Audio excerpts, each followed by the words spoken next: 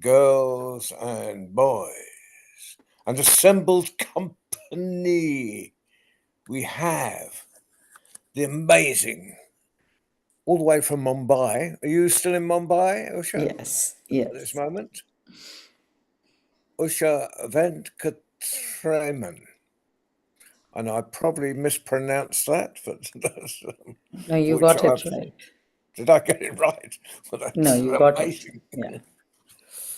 Ah, well, who is here to tell us stories? The next 3/4 of an hour, fantastic. And so take it away. Well, first of all, I have to say, welcome to King Louis Banks the Great. I do like what you put up for yourself today.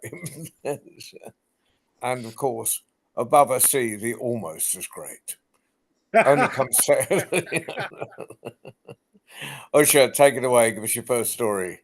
Yeah, Thank thank you and good evening to Louis. Namaste from India, Mumbai. Baba C, Richard, I think, Evita, and Omar. Well, today I think most of my stories are going to be from the Indian subcontinent. And let me start. There was once a small village that had a beautiful, very old banyan tree in the center of the village. It wasn't the tallest tree or the most perfect one, but it had shade. It was very leafy and provided shade for everyone, and the tree had stories. It had strangers who became friends, who would come and sit under the tree. They got talking to each other, they became friends. People came, lingered, left behind a laugh, a tear, a thought, and over time, fewer people came.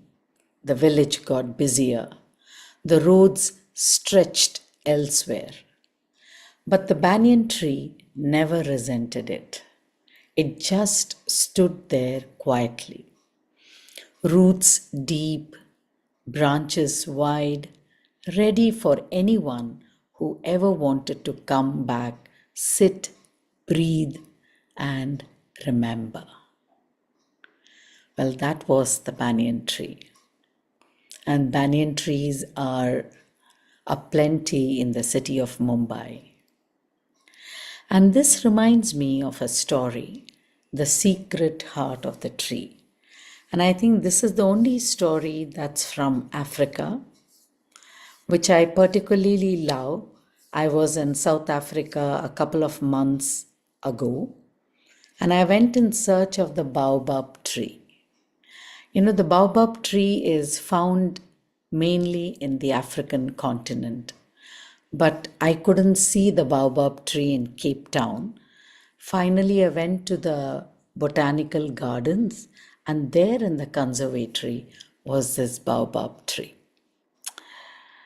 So, I'm sure most of you must have heard trees breathe, the birds sing, the rain falling, the wind whistling through the trees, the leaves fluttering and falling, dipping to the ground. It's beautiful to be in nature. And trees mean a lot to us. In India, we revere certain trees, the holy basil, Tulsi as we call it. She is the stairway to the heaven. But anyway, the baobab tree is a very old tree, and it is also a leafy tree which offers shade and stores large amount of water, and they call it an upside down tree because that's how it looks. So it's a very important tree in the African continent, and they have massive trunks and branches that spread out to form a large dense canopy so that animals and people take shade under this tree. So this reminds me of the story, The Secret Heart of the Tree. Well, the sun was up in the sky almost at its zenith and it was oppressively hot. The air was thick and heavy and made walking uncomfortable. Rabbit had a strong desire to seek shade and he wanted to rest. He was all hot and bothered and flushed because it was a hot, hot day. And the rabbit was really suffering from the heat. The sweat ran off the end of his ears and he was panting. He wanted to huddle in the shade.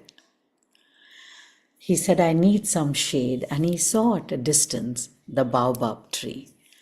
And he said to himself, if I don't cool down, I'm going to melt. So he hopped slowly over to the baobab tree. It cast a big pool of lovely, cool shade all around its trunk. It looked really good to the rabbit, but he was a very polite creature. He knew his manners, he knew to say please and thank you. So rather than just hopping and getting under the shade, he asked the baobab tree, please, baobab, can I rest under your shade? It's very hot out here. The baobab tree rustled its leaves in surprise because no one had ever asked the tree for permission. And the tree replied, of course, please, you're welcome. Stay as long as you like. Now the rabbit hopped into the shade beneath the tree and sat down. It was so lovely and so cool and comforting, and there was a gentle breeze blowing and ruffled his fur. So he lay down, stretched his legs, and felt much, much better. Thank you, Baobab, the rabbit said. This is a beautiful, cool patch of shade you have here. I feel much better already. The tree rustled its leaves, and a ripe, succulent fruit fell out of its branches and landed right next to the rabbit. The rabbit ate the fruit slowly, enjoying the juices and the sweet taste. Thank you, Baobab. How did you know I was thirsty as well? Asked the rabbit. He just lay there, enjoying the fruit and felt peaceful, and he felt the quiet, and then he started to itch right in the middle of his back, right in the part, where the sun doesn't reach. He began to itch, and no matter how hard he tried, he couldn't reach that part. It was driving him crazy. So he asked the baobab tree, I've got this dreadful itch. Could I possibly scratch my back against your bark? The leaves again rustled, and the tree replied, Scratch away, rabbit, scratch away, my friend. So the rabbit had a really good scratch, rubbing his back up and down the baobab's rough bark. It really hit the spot, and he felt good. Oh, and the leaves rustled, and the tree once again spoke. You are the first person that's had the courtesy to say please and thank you. So I'd like to show you something in return, said the baobab tree. I will open up so you can come inside me, but you must promise me not to take anything, said the tree.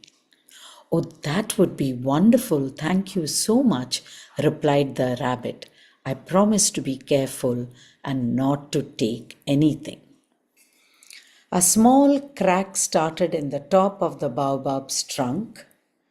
It grew wider, and as it ran down, right from the top to the bottom, it seemed like a door opening, and the rabbit entered.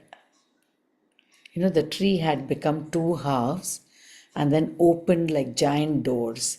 So the rabbit poked his nose inside, and then he saw something in amazement. He saw that it was beautifully, there was a glow of green, and it was beautiful with flowers. And then he went further in. He saw the lush green grass inside the tree trunk. There was a little stream also running close by, a meadow, and soft golden light that seemed to come from everywhere at once. It was magical. He went further in and saw there were a pile of fruits heaped, succulent fruits, luscious fruits.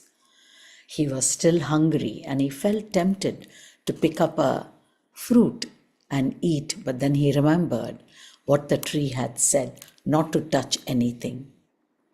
Then he saw something sparkling in the grass, a carpet of jewels, gold, silver, spread as far as he could see. He picked up a big ruby that was really shining, a red ruby. He looked at it and then carefully put it back. Exactly.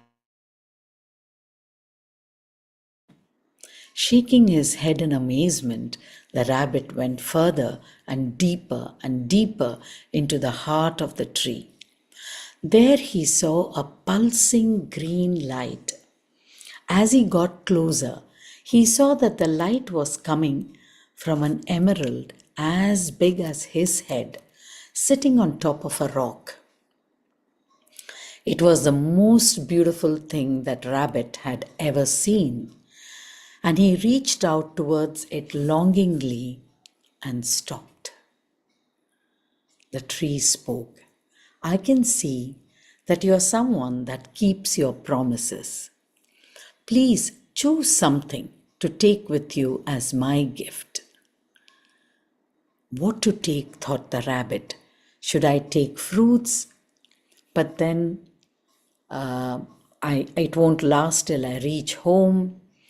He was hungry and he said, I will eat up the fruit. Then he looked at the jewels and then he picked up a plain gold ring. He held the ring up and he told the tree that could he take that ring as a gift for his wife. Of course, take it with my blessings, said the baobab tree. And so the rabbit hurried back outside and the trunk of the tree closed up again. The rabbit hurried home and he went home to his wife, who was absolutely delighted with the present that she got. She put the ring round her tail and she sashayed and wagged it and looked over her shoulder. The rabbit made her promise not to tell anyone where she had got the ring, and she agreed. But later on that day, she was hopping about in the garden, round and round, when she heard a snicker, a laughter in her ear. It was Mrs. Hyena, who was her next door neighbor. Ah, you have a nice ring out there. Where did you get it? Asked Mrs. Hyena. At first, the rabbit's wife didn't want to tell her. But you know, Hyena was a big, strong bully and very mean, and she wouldn't let the rabbit go unless and until she told her where she had got the ring from. So the rabbit spilled out the whole story. That night, when Hyena came home, his wife told him about Mrs. Rabbit's new jewelry. So, what are you telling me? Asked the hyena. I'm saying, if the stupid hare can get a ring, you can get a whole lot more. Why don't you go tomorrow to the tree and get me some more things, lots of jewels? So the next morning, the hyena loped down to the baobab tree. He reached around midday and he called up, Hey buddy, how are you doing? Okay, if I grab some shade? The tree again rustled its leaves and said, Of course, be my guest. Hyena sat down and picked his nose for a while. Not a polite thing to do. Then he said, Hey, I'm starving here. Where's the fruit? Because he knew what was coming next. The tree rustled its leaves, said nothing but dropped a fruit. Hyena ate it up in a jiffy. Then he belched, again no manners, and said, Oh, I got an itch. I need to scratch. I mean, I wouldn't want to offend anybody. So can I scratch myself? Of course, don't let me stop you, said the baobab tree. So Hyena, who was always itching, had himself a good scratch on the tree's trunk. Then he lay about for a bit, giggling quietly to himself. Hey, I've sat under the shade, I've had the fruit, and I've also scratched myself. When do I get to see inside of you? Well, said the tree, if you want. I suppose there's no harm. But you must, yada. I know, I'm not supposed to touch anything, said the hyena. I know the whole score. Well, the crack appeared in the top of the tree and spread to the ground. And once more the baobab tree opened its trunk wide, and the hyena entered the secret heart of the tree.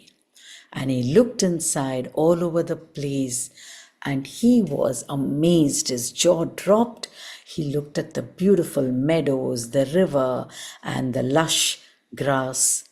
And then he saw the jewels lying around. Then he took out two big sacks and began to fill the pockets, and the sack filled it up with fruits and the jewelry, then put it aside. And then he went a little deeper, and then he saw that green glow, and he loped over to it. And he said, Cool. And he grabbed that emerald and picked up his sacks, which were filled with fruits and the jewels, and he turned to leave, but something happened.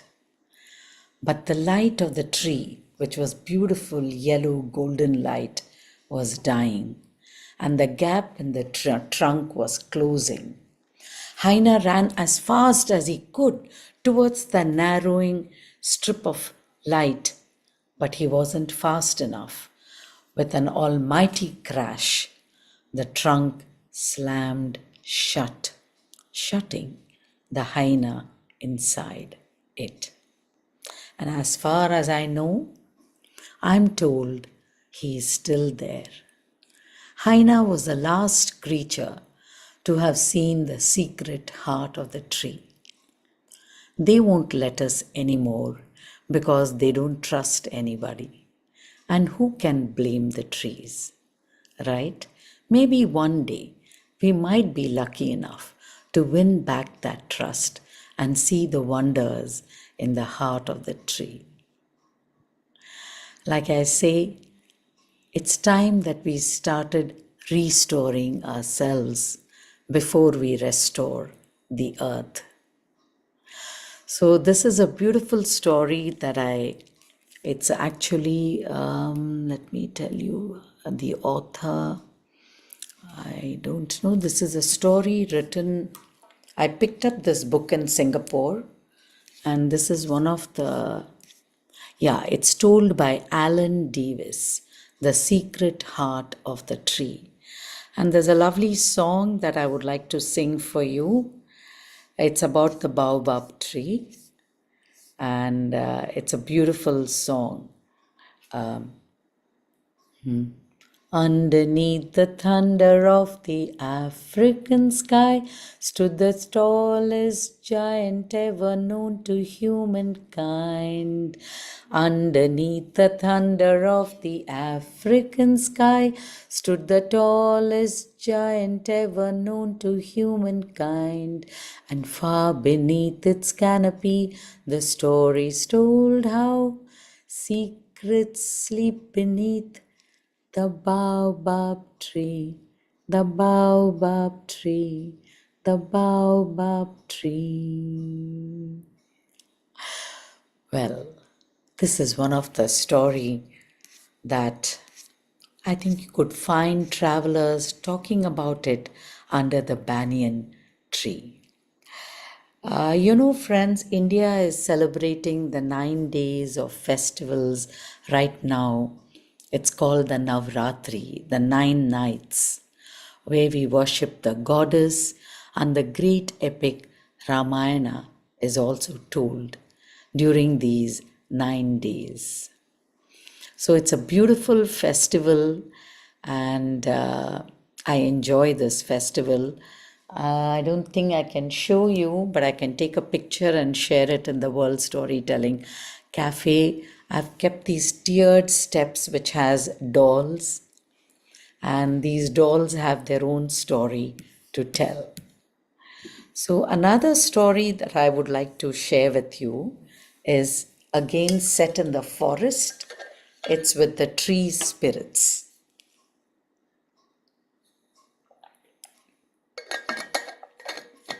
The name of the story is Magic Vessels. So, once Muttu and Chellam. They lived in the banyan tree with 11 children, not one or two, but 11. Now, Muthu was a writer, a playwright. He wrote many plays. The people in the village loved his stories. But every time he made a little bit of money, someone always borrowed it from him. So he had nothing in his pockets and nothing at the end of the day. Now, his wife Chellam, she also worked.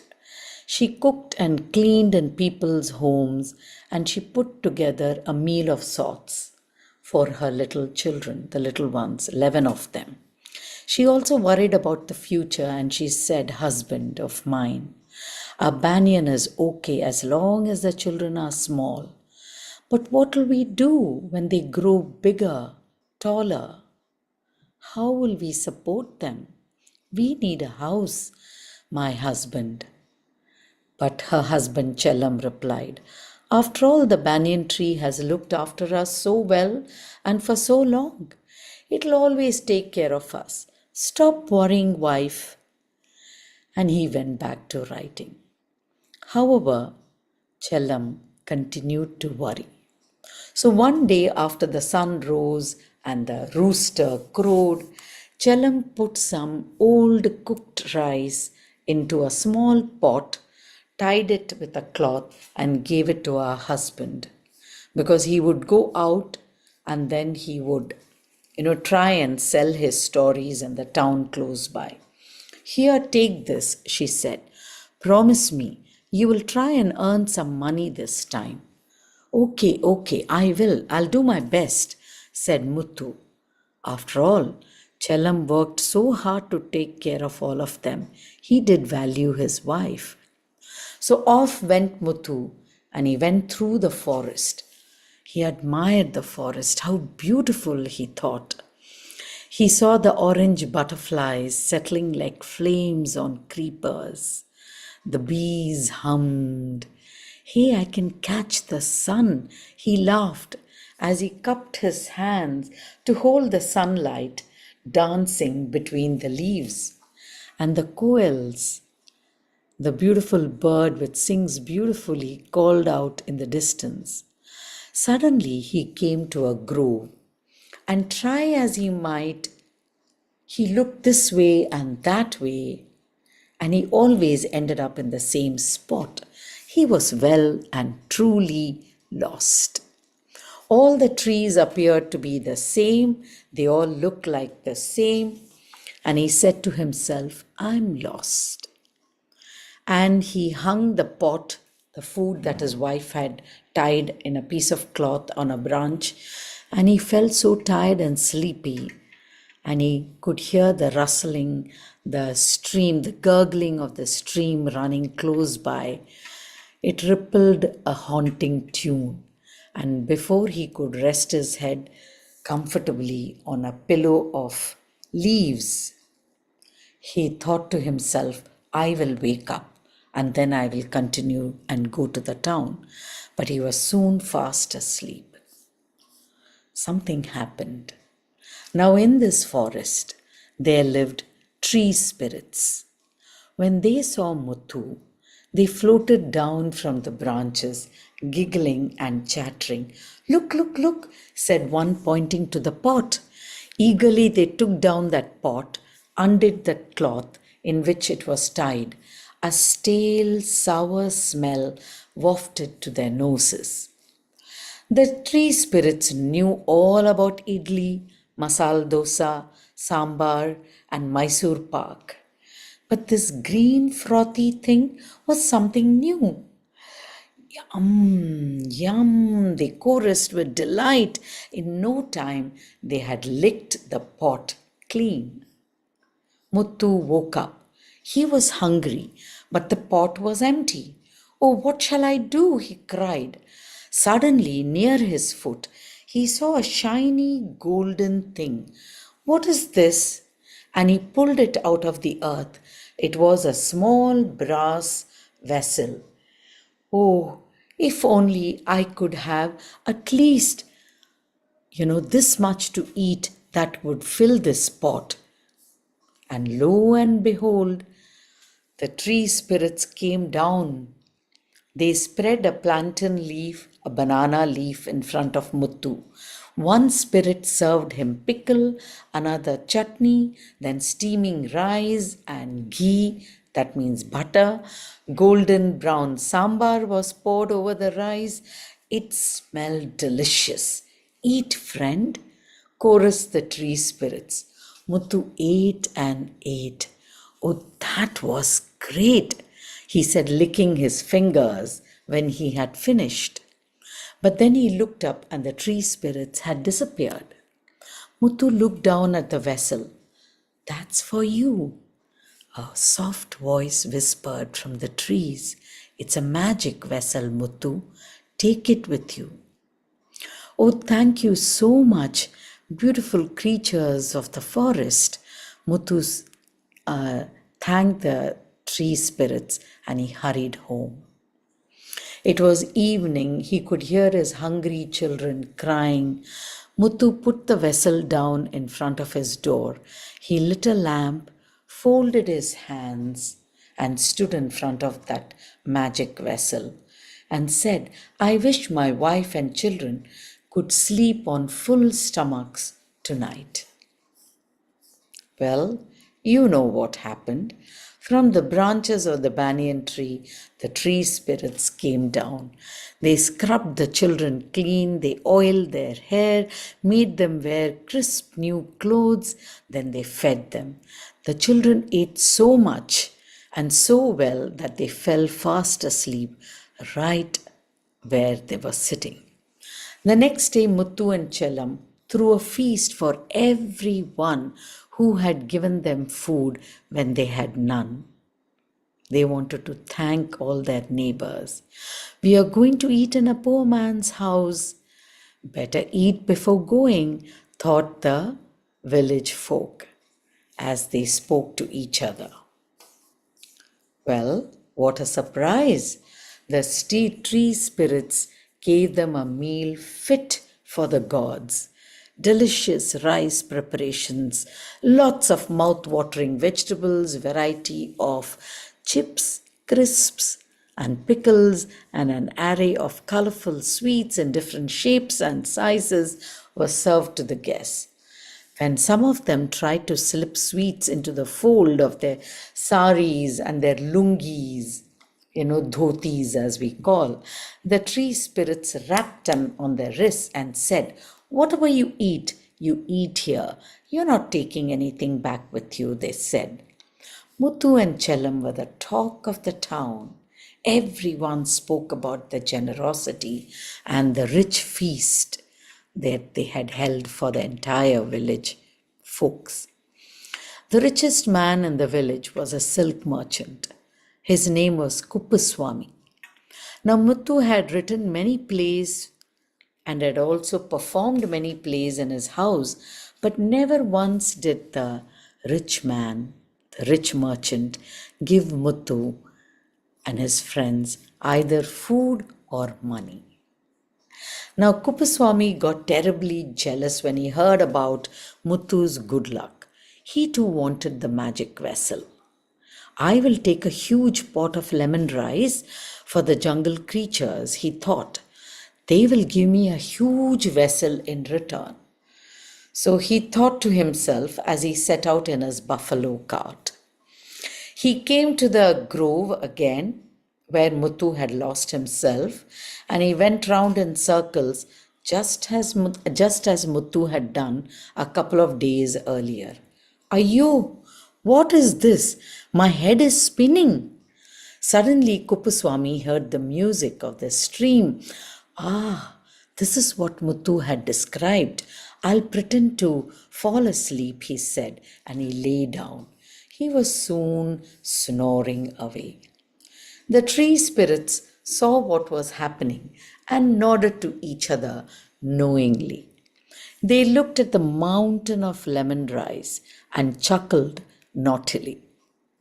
When Kuppaswamy woke up, there in front of him was a huge vessel, an urli as we call. You could, fill it up with rice or keep a potted plant inside.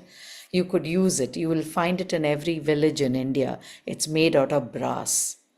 And he began to gloat to himself, ah, I have a very big vessel because I'm a rich man. And the uruli was so heavy that Kuppaswamy had a hard time lifting it. Somehow he managed to lift it into his cart, and he pushed the cart with the buffalo home. The buffalo groaned at the weight of that uruli, but it dragged the merchant and the vessel all the way home in the hot sun. As soon as he reached home, Kuppaswamy dispatched a drummer. He said, go out into the village and make a proclamation. Tell people to come one, come all. There's a feast in the silk house merchants. Let them all come tomorrow. Let them not miss the treat of a lifetime. So when the people heard this, they spoke to each other. In a poor man's house, the food was tasty. In a rich man's house, it'll be better. Let's starve. Let's starve tonight and tomorrow so that we can fill our bellies with yummy food. Now, the village folk, they wore their best clothes because they were visiting the rich man. They gathered outside the merchant's house. They looked hungrily at the magic vessel displayed proudly outside. The rich man cleared his throat. I wish my guests have a meal they will never forget. The wish had hardly left his mouth when swoosh! An army of roly-poly creatures bounced out of the vessel and began to jump at the guests. They had huge eyes, fierce mustache, and they waxed their mustache. Grinning mischievously, they swung huge clubs. Ha! Ha! Ha! Ha! You want a meal you will never forget? Well, here it is. Take this. And they waved their clubs around wildly. Screaming in shock, the people ran this way and that way, helter skelter, fearing for their lives. Don't go, said Kuppaswamy. He screamed after them. But who listened? No one listened. That evening, Muthu and his family gathered in a circle in front of the old banyan tree. Chellam lit a lamp, and all the children bowed before it. Thank you, kind spirits, Chellam said. Thank you for giving us this magic vessel. Now nobody will ever go hungry again. The leaves of the old banyan tree rustled as a cool breeze blew. On that breeze floated a beautiful song. Muthu smiled at his wife. Our tree spirits are singing for us, he said. Come, let us sing along. And they all joined in the singing. So, friends, you too can join me in the singing. Sing whatever is a favorite song of yours.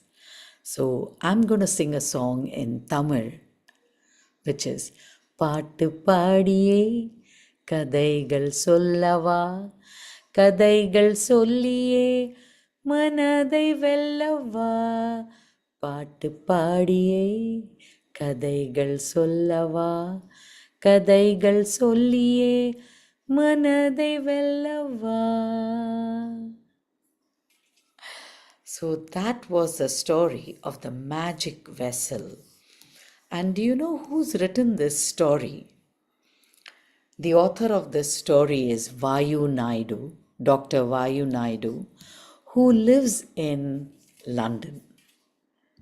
She lives in London. She is an Indian, but settled in England, and she is a wonderful storyteller and also a playwright and author. And I have met her a couple of years ago, and she's a great storyteller. So I hope you enjoyed these two stories. And what about you? Where is my friend?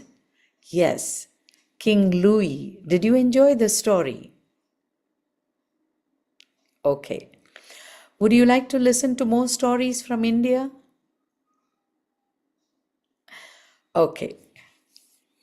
Since I told you today my story bag is filled with stories from India. Well, now let me see if you're a good listener. You know, storytellers need good listeners when we tell stories. So, this story too is set in India, in the hinterland, I would say central India. So, the story comes from the state of Andhra Pradesh. Now, in that state, there was a small town, and in that small town, there lived a husband and wife. Just like Muttu and Chellam, there lived a husband and wife, but their names are a little difficult for you to pronounce, but we will call them Amma and Ayya. It's Bangaramma and her husband Penchilayya. So they lived in the village of Narasanapeta. It was in Andhra Pradesh. Now, normally their home was quite a peaceful place, but today there was excitement in the air because the storyteller was coming to the village and he was going to tell stories for 9 days. So everyone was excited, the children, the adults, the women, everyone was excited. So Amma said, I've been waiting for this day. And she told her husband, finally, Gorangaru is coming. That was the name of the storyteller, Gorana Garu. Garu means it's a kind of respect, the sir. So Goran sir. Goran Garu is coming to this village. I've heard him tell stories so often when I was a little girl. Now you can hear him too. But Ayya was a dullard, a dim-witted, actually, you could say an idiot. He had no interest in stories. All he wanted was to eat and sleep. Who Goran Garu? Who is this Goran Garu? Asked Ayya. Ayyo, you don't know anything. He's the finest storyteller in our land, this side of the river. When he tells stories, it is as though he's reciting poetry and the whole world comes to a standstill. It's like he's playing God's own music. Said Ayya. Like a cow calling the calf? Like women working in the rice fields? Ayo, you know nothing, my husband of mine. You are stupid. You better attend his Harikatha.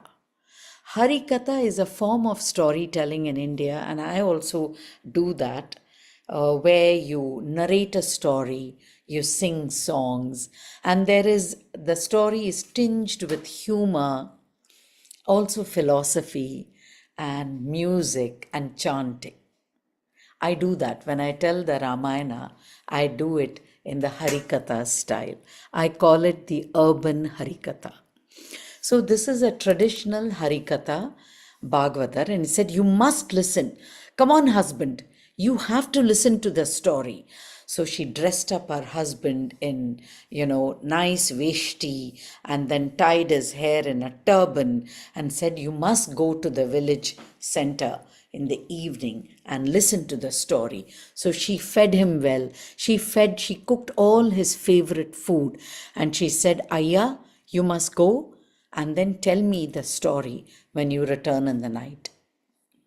Now, Goran Garu is so famous for such a famous storyteller, and he told stories about gods.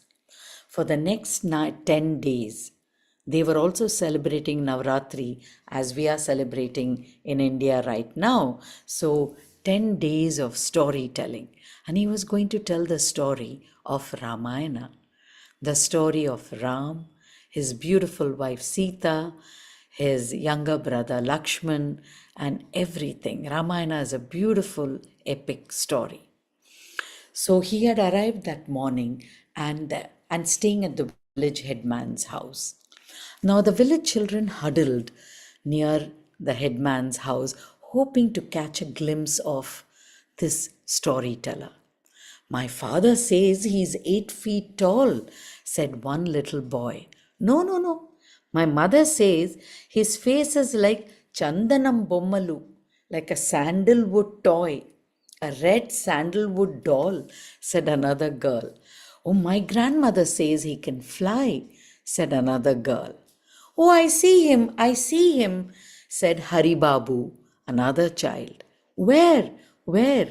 And suddenly they caught a glimpse of Gorangaru, who was resting on a mat on a floor, resting in the village headman's house. "But that's just an ordinary man," wailed the children. Well, that was Gorangaru. Now that night the moon came up early. It was a little full. It was a little fuller than a crescent moon. It was growing. The moon was waxing. And then there were still 10 days to go for the full moon. So everyone asked each other, "Are you going for the story today evening?" "Yes, I am coming. I am going." So Amma had decked up her husband Ayya for the story night and filled his stomach with food. So Ayya's stomach was big and he belched. His tummy was full and he was dressed in new clothes and he went to listen to the story. Everyone hurried in the direction of the banyan tree. Yes, stories are told under the banyan tree. "I work hard," said Ayya. "I need my 8 hours of sleep. But my wife, she won't let me be. She insists I must go and listen to Gorangaru's Harikatha. What am I to do?" Well, beside the banyan tree, there was a thatched roof shelter, open on three sides. Here on the wooden platform stood Gorangaru telling his stories. Two large lamps were lit on either side of him. His eyes shone in the lamplight and his face glowed. And everyone, the audience, was sitting on the floor below on mats. And he started, "Long, long ago, in the kingdom of Kosala, bordered by rivers and forests, ruled the illustrious king Dasharatha." Thus he began the Ramayana. And as he was narrating the stories, the villagers settled down to listen to this epic tale. Now, Penchilaya was the last to arrive because he was dragging his feet. He sat right at the back, and within minutes he fell fast asleep. Now, at the end of the night story, everybody got a laddu, a sweet, a round sweet to eat, sweet full of raisins. Pinchalaya too was woken up, shaken, and then given that laddu because that was the prasad. Prasad is when you go for these sacred storytelling, you get something. So it's a sweet which is offered to the gods and given to everyone. So he ate that. And when he got home that late in the night, he was half awake and his wife Amma asked him, "Well, how was the Harikatha?" "How was the Harikatha?" Sweet, said Penchilaya, remembering the taste of the laddu. "Yes, Ramayana begins so sweetly," said his wife, and she was very proud of her husband. She told all the neighbors, "My husband is such a good listener. He enjoyed the Ramayana story." And the next day dawned bright and clear, and Amma got her husband ready for the night's storytelling. "Must I go to the Harikatha tonight?" asked Penchilaya. "Of course you must. But I don't understand anything," he said. "You have to go. You enjoyed it yesterday. You said the story was sweet." And again, she cooked all his favorite food, dressed him up in a nice starched dhoti with an angavastram, with a lovely starched, what do you call that, linen kurta, short kurta. How would you translate that into English? A tunic, a short tunic. And then she said, "Now you're looking good, so go. Don't drag your feet." So Penchilaya, off he went to the village with the banyan tree where the tent was all put and people were sitting, and he dragged his feet and once again he sat right at the back. "I might as well make myself comfortable," he said to himself. He stretched out his feet, leaned back on his hands. In a few minutes, he was fast asleep. In a low voice, Gorangaru spoke about Rama being banished to the forest. So he said, on the eve of Rama's coronation, such was the drama, my friends, that his father, King Dasharath, was forced to exile him to 14 years, not to any ordinary forest, but to the dreaded Dandakaranya forest, where cruel beasts and animals roamed around along with demons. Now, as he was continuing with the story, everyone was listening to him. There was pin drop silence. And then our friend was fast asleep. So he continued and he said, Rama and Lakshmana, actually Sita gets abducted. The evil 10-headed Ravana abducts her. He's a shape-shifting demon, so he takes the shape of a mendicant, a renunciant in the forest, and he begs for alms. And unsuspectingly, Sita crosses the threshold of her house and she's grabbed and abducted. And the 10-headed demon Ravana takes her to the kingdom of Lanka across from India, which is known as Sri Lanka today. Well, Rama and Sita went in search of Sita. "Tell me, have you seen Sita? Have you seen Sita?" Rama asked every bird, every pachyderm, every little animal because he was so distraught. As Bangara Garu was continuing his story, people were lost in the story of Sita being lost and Rama and Lakshmana going in search. The story became more gripping, and the villagers pushed each other, jostled.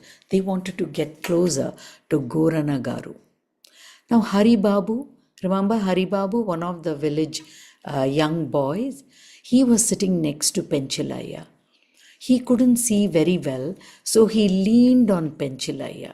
He put his head, and it was pretty heavy, and he leaned on him. When that night's story was done, it was time to go home. Penchilaya woke up and rubbed his right shoulder. It was hurting.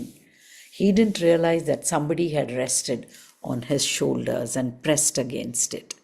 So when his wife asked him, "Well, husband, dear husband, how was the Ramayana? How was the story going?"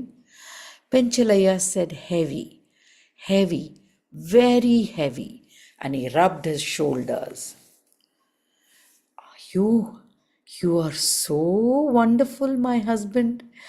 Yes, the story of Rama is so sad sometimes that it's heavy on your heart. After he sent off to the forest on exile, you are really a good listener, my husband. She was proud of her husband. Now, the next day, the third night of the Ramayana, Penchilaya did not even pretend to sit up. He was forced to go to listen to the story. So he went dragging his feet after being well fed and dressed up well by his wife. Soon he was snoring. As the story continued and Gorangaru finished his story, everyone got up and went home. But Penchilaya was still fast asleep, snoring, and his mouth was wide open when a dog, which was curled tight and sleeping next to him, woke up, and it stretched its legs and shook itself awake. Then, trotting up to Penchilaya, quickly, you know what he did. He peed in Penchilaya's mouth. Ow! Penchilaya woke up, disgusting, disgusting. What was that?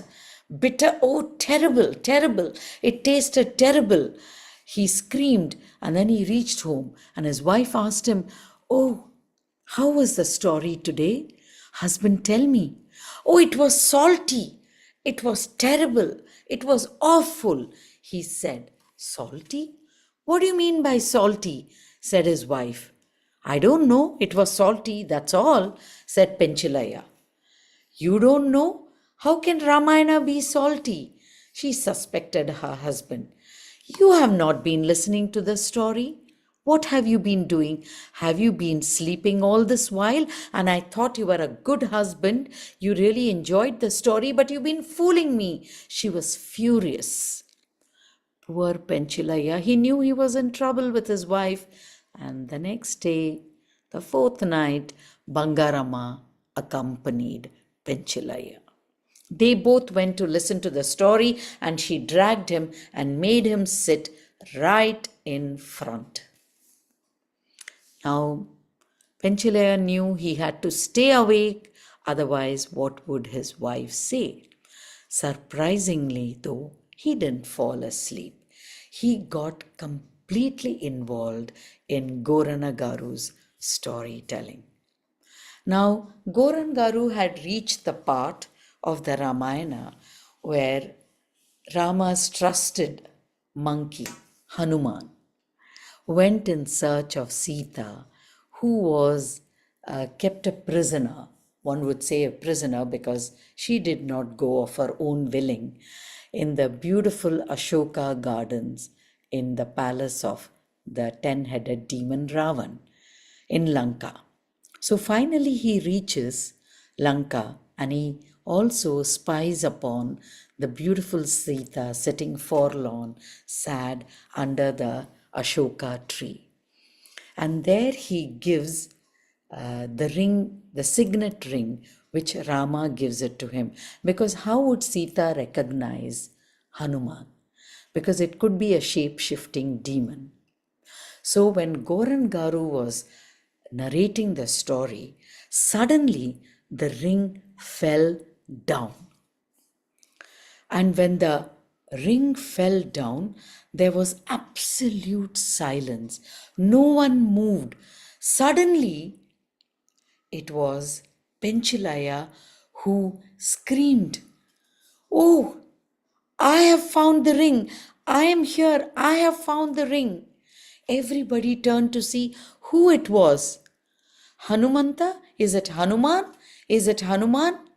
No, it was Penchilaya. He had found the ring. He took the ring off his own finger, held it out, and gave it to Sita. Here, Sita ma, take this ring, which belongs to Rama. And then the storyteller continued the story. Oh, Penchilaya, Penchilaya, you're too great, wonderful. You were so wrapped in the magic of Ramayana.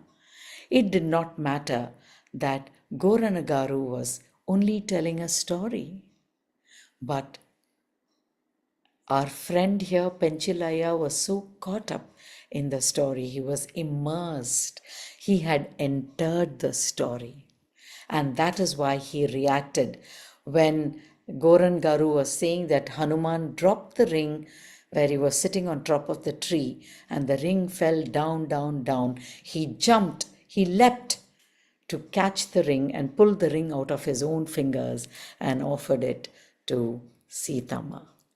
Did you see how Penchalaya jumped up? People were all talking, oh, he's a holy one. He's indeed holy. He knows the story of Ramayana.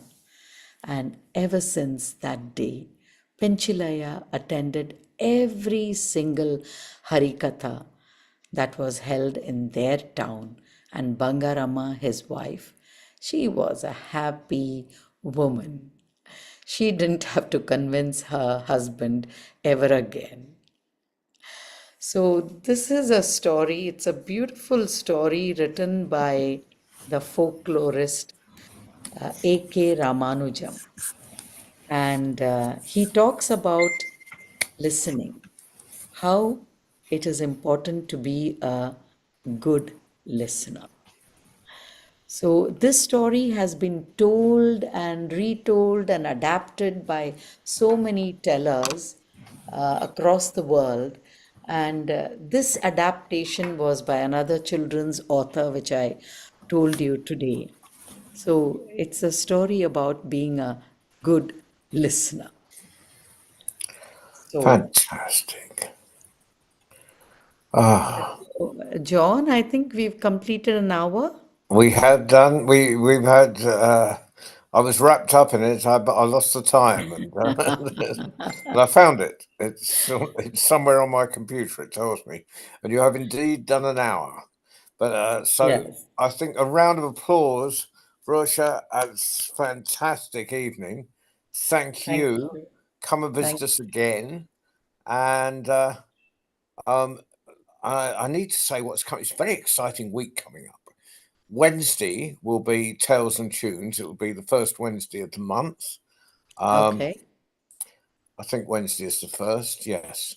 And then Friday, Omar, our own resident storyteller at the cafe, is doing and I've just spent a week with Omar, and he's getting, he's fantastic storyteller. Yes. Yes. Um, and then on Saturday will be the first that we're relaunching Young International Tellers again. So if Oh, anyone's got any young people that want to tell a story, put them on. But we're doing it 10 o'clock in the morning UK time, which I okay. realize for North America is very antisocial, but for India and the Far East, it will be Okay. I'll it'll be be very there. good. Yeah, wonderful. So I think I will get a friend of mine. She teaches storytelling to children, and they're amazing. So maybe I any could any ask. any children, any young children from Yeah. anywhere in the world, um, you can wake up all the neighbourhood children in the middle of the night, Bubba C, and be the most unpopular man on the block. And I know my family, the kids will not be up at 5 a.m. on a Saturday, but I will see what I can do and I will be there. So, so, John, this is on which day? The young it's teller? always it's going to be on the first Saturday of the month. Okay. So it'll be, is Next it the fourth? Saturday. So I think it's fourth. So Okay. it's next Saturday. Um, so Okay. it'll always be on the first Saturday of the month at 10 o'clock on a Saturday morning. because I wanted to do something that would include Far East Australia. I mean, we've had young tellers in from India before, but that meant they had to stop till midnight. And that was very difficult on school days. And yet they were troopers and came through. Yeah, they came. We've had wonderful people. So, but I'll be just. It'll be great to get young tellers launched again. So I'm that's what I'm looking forward to, and there's loads of stuff coming up. We've got a whole day thing from 10 o'clock in the morning till 2 in the afternoon in a few weeks' time from Get a Word in Edgeways, an interactive day with Dispinner, and but that's on the Sunday of Get a Word in Edgeways. So it's getting busier and busier here, so hopefully Waleed will be back with us, having got married. Waleed got married? Well, he used that as a reason for not being there one week. So either he's become the greatest storyteller in the cafe, or he actually did get married. Whoa! So married. Whoa! Yeah. So make a big fuss of him. But right now we need to make a big fuss of Usha, because she is absolutely amazing. Love 21 in Mumbai. Yes. And Thank any young you. tellers, tell them to get on. And Wednesday will be open mic. So poetry, a tune, a song, a story. That's 7:30, isn't it? Or 7 o'clock, I think. Oh, UK time? 7 o'clock on a Wednesday. Which is like 1 o'clock in the morning in India. Yeah, no, it's 11:30. Yeah, it's midnight. Yeah. Yes. So you're But forgiven. Saturday sounds good. Saturday, Yes. it's an experiment, but yes. so I must let everyone know in Southeast Asia. Yes. Yes. So anyway, lovely night, lovely to see you all. Thank Great you. to see Thank you you, again, King John. Louis. Banks, Thank the you, great. Evita. Thank you, Louis. Everyone. Good night. It's always a pleasure. I love your stories. Louis And says King he loved Louis your is in a story. movie. Yeah, he said he loves your stories, but apparently he's in a movie. I'm looking at movie seating.